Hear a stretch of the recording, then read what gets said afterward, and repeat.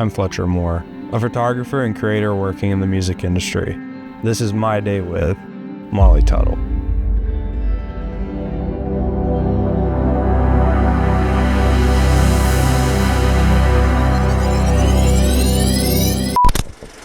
Okay, I'm Fletcher, this is Molly, and this is My Day with Molly. It's a beautiful spring day here in Nashville. It's kind of cold. We're gonna get started, getting ready. I've already gotten ready. There's not a lot to it, but... And I'm mostly ready. I just haven't put on makeup, which is something I don't usually do when I'm home, but it's a special day. Well, I was telling Fletcher when I got here, I was like, should I put on my eyebrows? Because I have alopecia, which means I don't have eyebrows. So I usually do these like temporary tattoos, and just for the sake of time, I already put them on, but that's all I've done so far. And then I did my skincare routine as well. Usually I just kind of start with eyeshadow. I have like a few different palettes that are all very old and kind of grimy from being out on the road with me. This one I've had forever. It's called See You Later. I don't know if you can see. I love the colors. Yeah, it's like very tropical. Sometimes I match it to my outfits, but today I'm just gonna do like this kind of gold shimmery eyeshadow probably. And I am not a makeup expert, but neither am I. I've been doing it for many years. Well, when you're getting ready for a show, typically, like, how much time do you allot for that? Like, just for the whole kit and caboodle?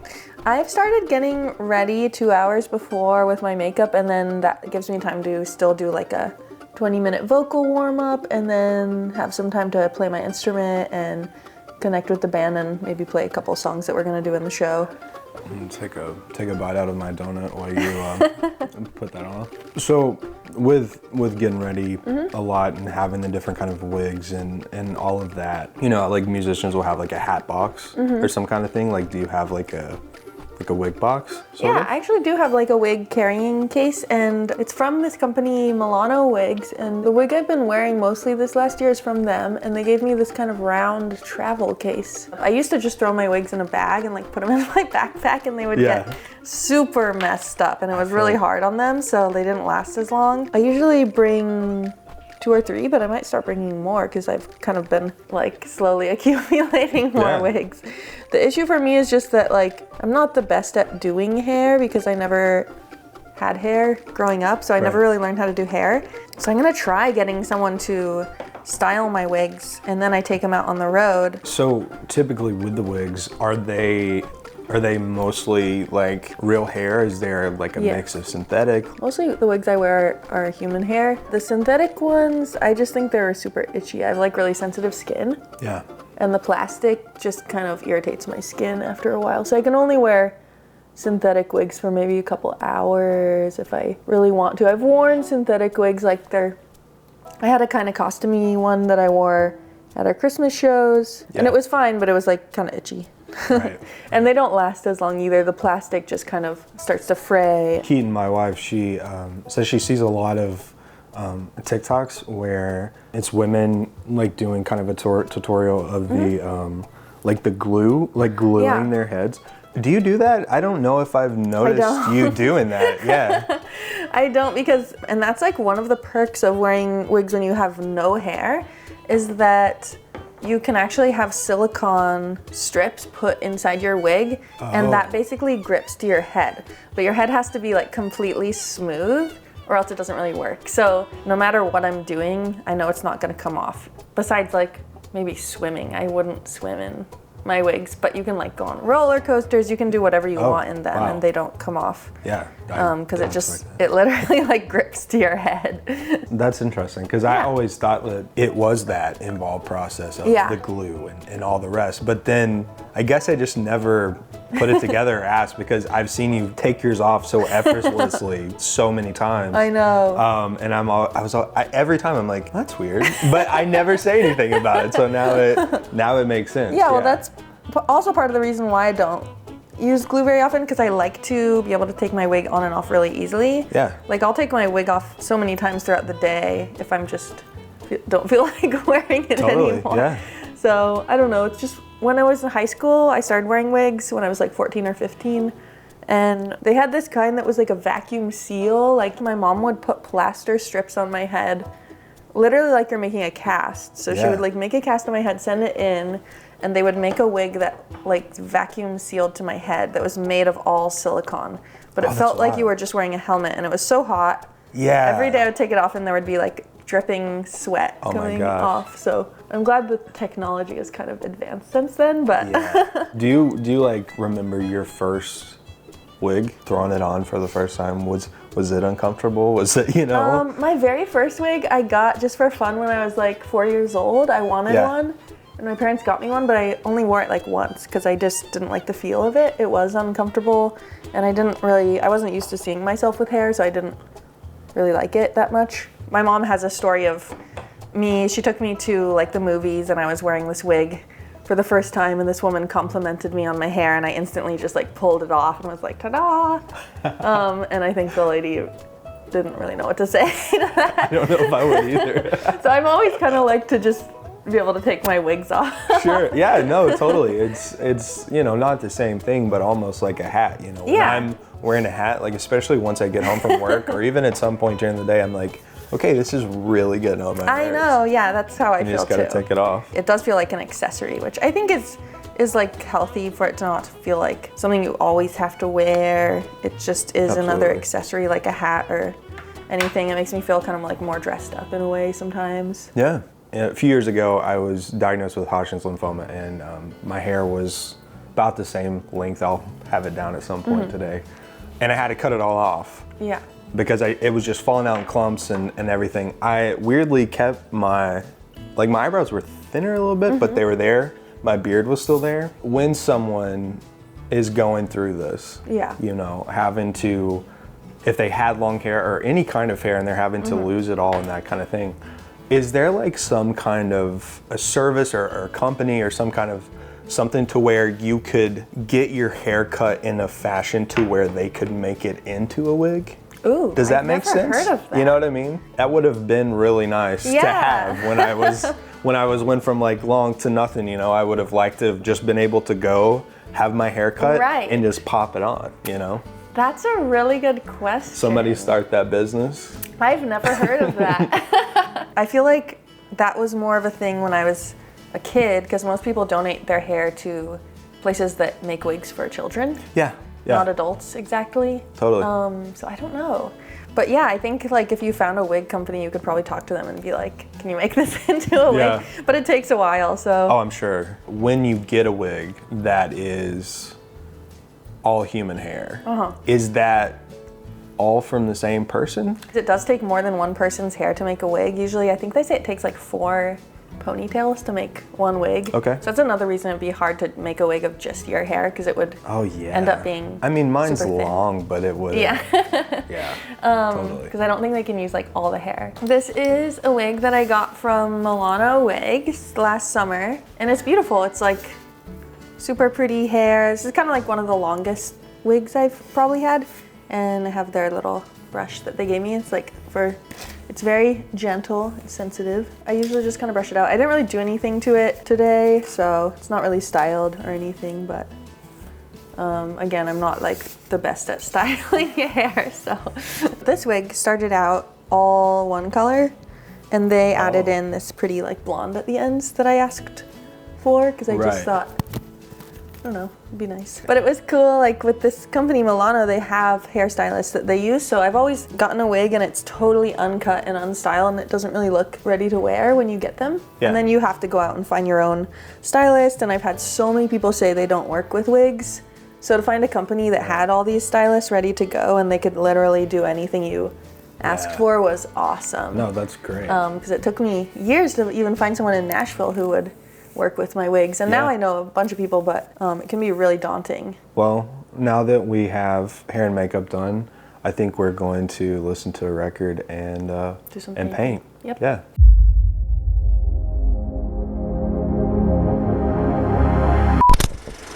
Wasn't entirely sure what to paint. I had a few different ideas, but I thought our camera guy could pick a random record from my cabinet and we listened to it. The subject of our painting is the record, and maybe it's an abstract of how it makes you feel or what you think the album cover would look like or any other kind of thing. So let's get to it. We'll see what happens.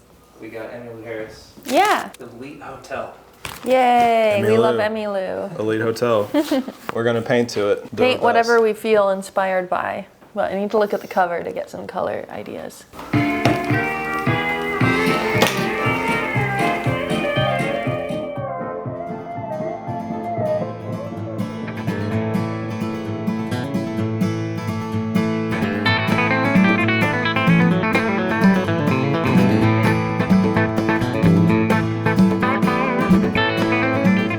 Just finished listening to Emmylou's Elite Hotel. Great. I'm a huge Emmylou fan, but I hadn't really dug into this album before. The first song made me think of Texas, so I painted a star.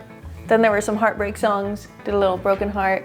Then there was a song about an earthquake, so I started adding these jaggedy lines. And then I looked back at the cover and noticed some plants, so I added a little bit of plants.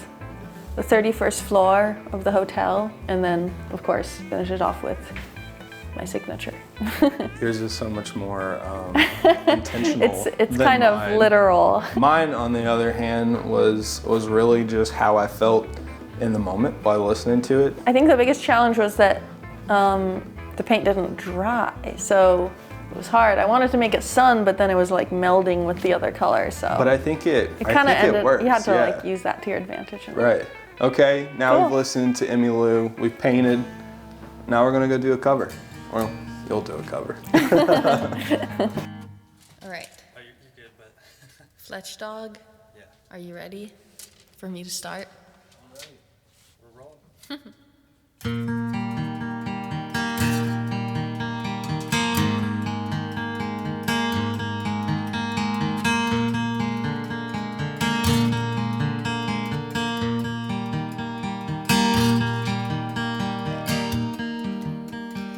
Oh, my life is changing every day in every possible way.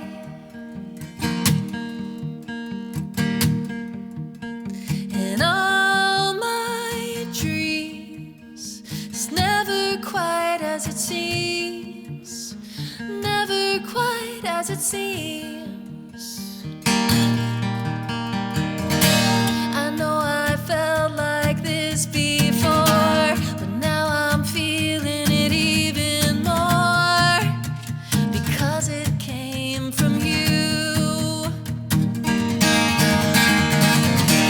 And then I open up and see the person falling here is me, a different way to be.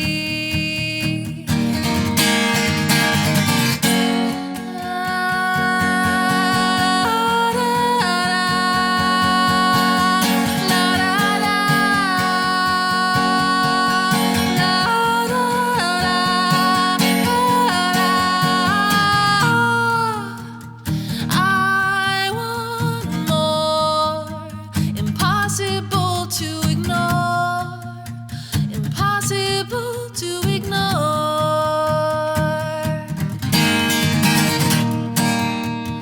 They'll come true, impossible not to do, impossible not to do.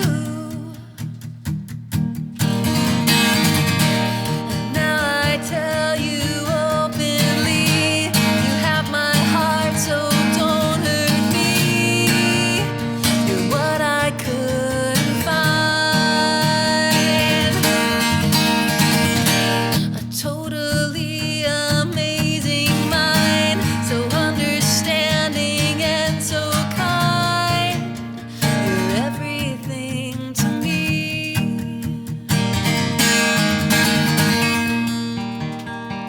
Oh, my life is changing every day in every possible way.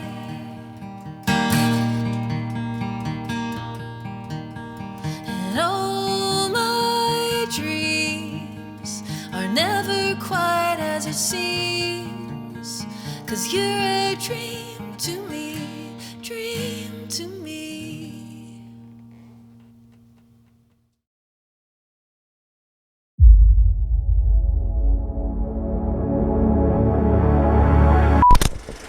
So it's lunchtime-ish. Just got done with the cover, which was It was fantastic. fun. I got to go in the creepy basement Yeah, here. there used to apparently be a brothel.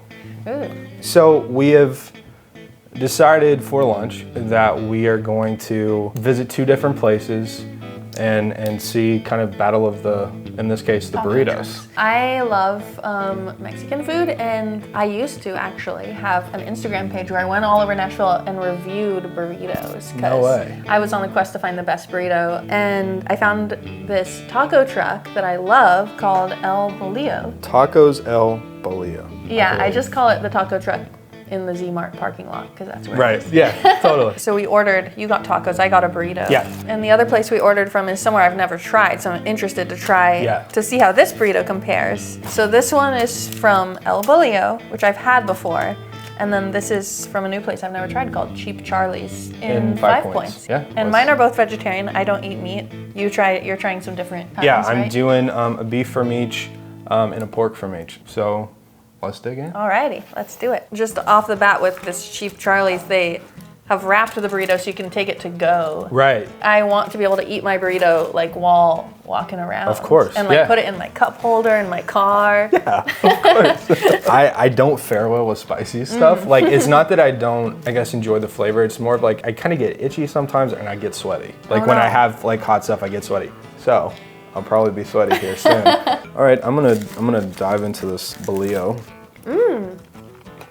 This sauce is really good. Okay, I'm This gonna is- switch gears now and go to the other burrito. But this one, it's a lot more lettuce and Yeah. like bell peppers. The bolillo beef, very, very good. I guess I'll try Cheap Charlie's now to get a bite after Okay, bite so yeah, this comparison. looks a lot different inside. It's more of just kind of what I'm used to in a burrito, like beans, rice, No, cheese, same, and yeah. avocado and salsa. Your usual This one suspects. has a lot more extra stuff. I'm gonna try this sauce from Cheap Charlie's. It looks good. It's like kind of brownish. It's really It dark. looks like Yeah. roasted or something.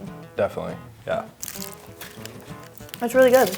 I'm gonna put on my plate now, eat in a moment, the pork from Charlie's and bolillo. The big difference between the two, Charlie's is kind of plain Jane. I mean, it's your regular taco stuff, but bolillo got a little pineapple.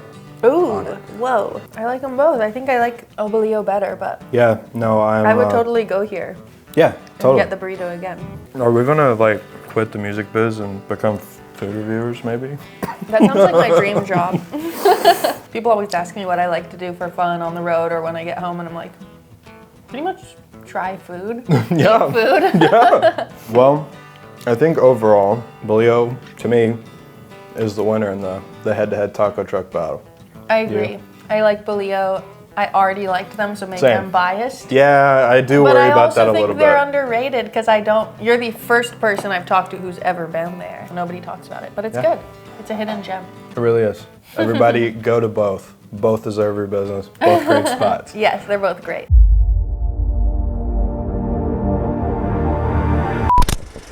Okay, well, now we are in my backyard. Moments ago, it was sunny. It was really Now nice. It's freezing. It's and freezing. raining. So, to start off with, when you're writing and making music, are there any like particular non-musical art forms that kind of inspire your work at all? Yeah, I think like especially books, things I read in Yeah. books inspire my work. Some of my songs are inspired by history, reading about certain regions, and then other times like a line for a song could come from a movie or Yeah. really all sorts of art I feel like could inspire in songwriting. It's just storytelling, imagery, and that comes from all over the place. Do you have like a top 3 favorite books? Ooh, that's a good question. I love The Bell Jar by Sylvia Plath. That was one I read in college that became one of my favorites at the time. There's one called Americana by Chimamanda, I'm gonna mess up her last name, Adichie, I think. Yeah. And I love that book. That was one I read right when I moved to Nashville, and it just hit me really hard at the time. I feel like my favorites are the ones that I read at like the right time in my life. I think my third favorite would be Pride and Prejudice by Jane Austen. Yeah. I love Jane Austen. As a kid, was there any like TV show or movie or anything that you like really gravitated towards? Yeah, as a kid, I remember my dad let us watch Oh Brother, Where Art Thou because it had so much bluegrass music in it. And I Yeah. remember seeing that in like 3rd or 4th grade. That was one of the first, probably more like kind of adult movies I had Yeah. seen, and I loved it. I loved the music. It had a lot of my favorite people in it, like doing the music, like Gillian Welch, Alison Krauss, and so that was one I remember just being like a big kind of turning point for me where I realized that like bluegrass music could be cool and popular. I was really into Audrey Hepburn. Anything that she was in, I liked watching. My favorite like funny movie was probably Napoleon Dynamite in like Classic. 6th or 7th grade. I could Yeah. like quote every word of that movie. A movie that I've watched like a million times and I feel like it gets better with each watch is The Notebook. I know it's like cheesy, but that's one of my Yeah. favorite movies. No, it's a great To this day, one. I watched it like a couple weeks ago and I always cry. So, what was it like presenting a Grammy to Joni Mitchell? Your mom told me that Joni Mitchell like got her through high school. Oh yeah, my And mom so is a big fan that of has to be like a pretty cool like full circle moment. It was very cool. I'm a huge fan. When I was in college, I learned a ton of her songs. I went to Berkeley, which is a music school in Boston, and one of my guitar teachers had this whole packet of like all of Joni Mitchell's tunings, all of the songs, Yeah. how to play her guitar parts, and so I really developed an appreciation for her not only as a songwriter but as a guitar player, and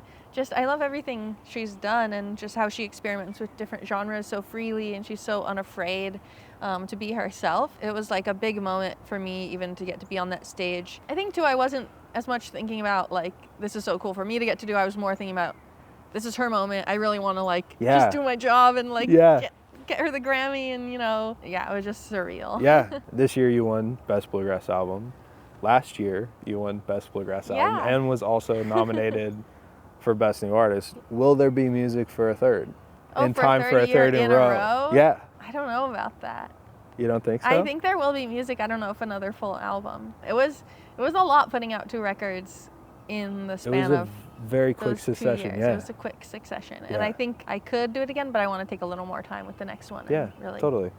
kind of fine tune it a bit more. So your song Down Home Dispensary calls for legalization of marijuana in Tennessee. Others have joined in, including Marcus King, and Yes. covering it and getting that message out there. What was kind of the driver in you writing that song and putting it out? So I wrote that song kind of on the heels of putting out my record Crooked Tree, which has one song, Dooley's Farm, is about a weed farmer who gets busted and goes to jail. And I know we have dispensaries here, but it's technically not fully legal. And I think they're now passing laws to tighten some of those restrictions and make it even harder for people to go about it in a legal way. And I just think it's important. I don't smoke weed every day.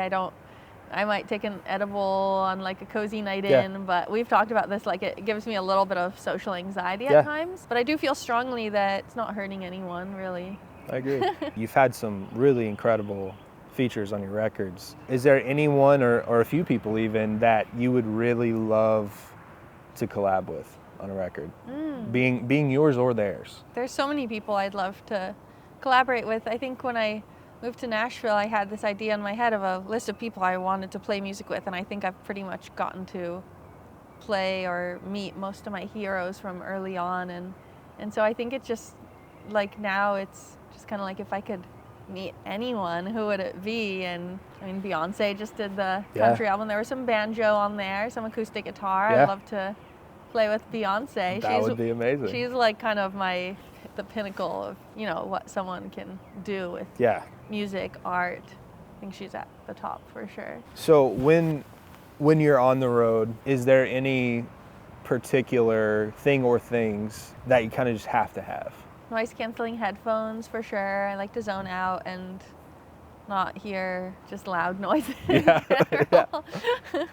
Sometimes I just have to get into my own bubble. So I like to bring an eye mask, like the sleeping kind of eye mask, to just shut out light. I don't know if it's like superstitious. I feel like I have to bring a tarot deck with me just in case I need to have a question that arises and I need to consult the cards. I don't usually bust them out mid-tour, but I like to have it with me. Sometimes I FaceTime one of my friends from high school because she's really good. So if I really need a reading, I'll Yeah. FaceTime her and she'll do it for me. We've never really, you and I, talked about religion or anything like that, but what does this all mean to you? I think because I wasn't raised religious at all or anything. I don't have any sort of religious beliefs. I don't go to church. So I guess what I would say is, you know, I try to see beauty in the world Yeah.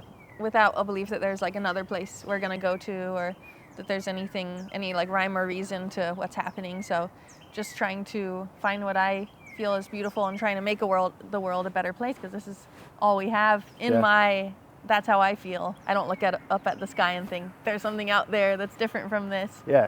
I don't have that belief. So I think that does give me a sense of like, well, if this is it, then we gotta really try to be happy, try to make each other happy, Yeah. you know, leave this place better than we found it. Really do it. Yeah. Yeah.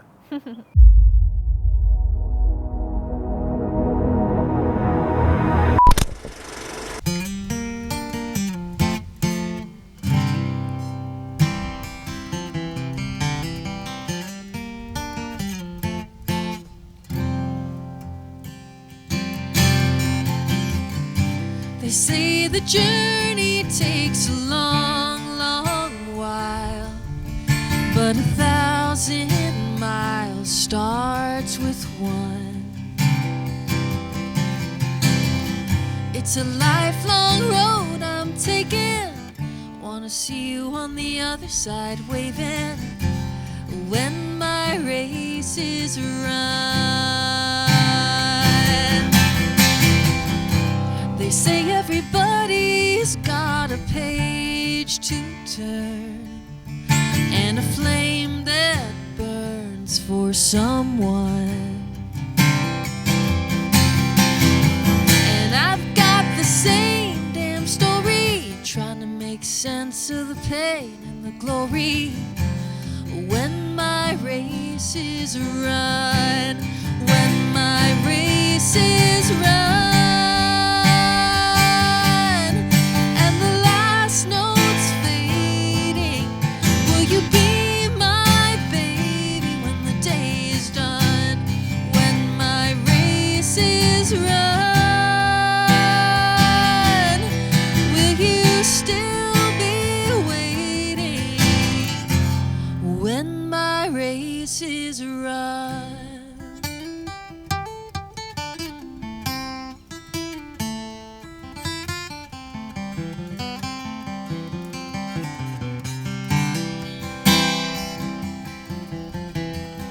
Now the sands of time are tumbling through the glass. It seems like nothing lasts for long.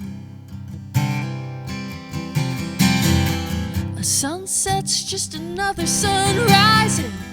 Will I see you behind the horizon when my race is run? When my race is run.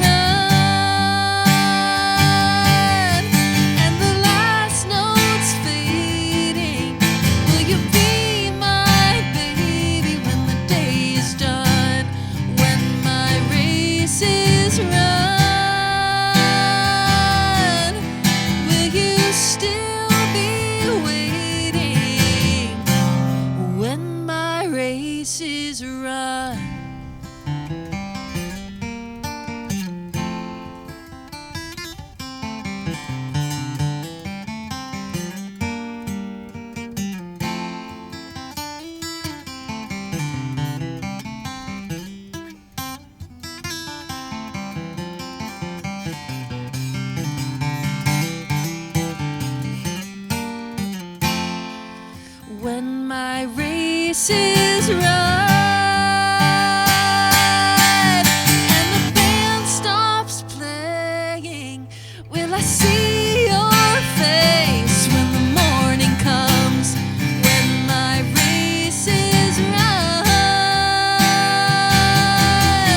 will you be there waiting when my race is run? When my race is run.